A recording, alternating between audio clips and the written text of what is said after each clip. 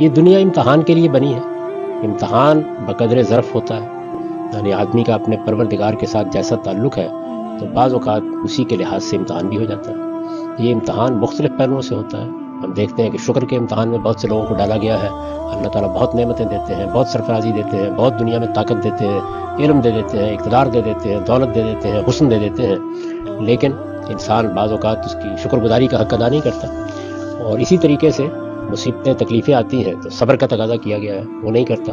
تو انسان کے ساتھ یہ معاملات آزمائش کے پہلو سے بھی ہوتے ہیں. اور آزمائش میں نے آپ سے عرض کیا ہے کہ اللہ تعالیٰ نے کوئی ایک قاعدہ نہیں بنا رکھا، وہ ہزار پہلوؤں سے ہوتی ہے.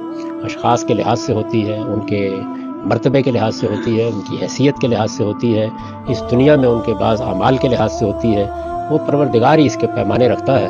ہم تو ظاہر میں چیزوں کو دیکھ رہے ہوتے ہیں، اندازہ نہیں کر سکتے کس پہلو سے. ایسا بھی ہوتا ہے کہ بعض اوقات اللہ تعالیٰ اپنے کسی بندے کو شکر گزاری کا نمونہ بنانے کے لیے یہ کرتے ہیں. جیسے کہ حضرت ایوب کا معاملہ ہمیں معلوم ہے کہ اللہ تعالیٰ نے ان کو بڑی نعمتیں دے رکھی ہوئی تھیں، حسن بھی تھا، جمال بھی تھا، دولت بھی تھی، خدم و حشم بھی تھے، لیکن لوگوں نے یہ کہا کہ یہ سب چیزیں اس کو ملی ہیں اور اس کے ساتھ اللہ کا شکر ادا کرتا ہے تو کیا بڑی بات ہے.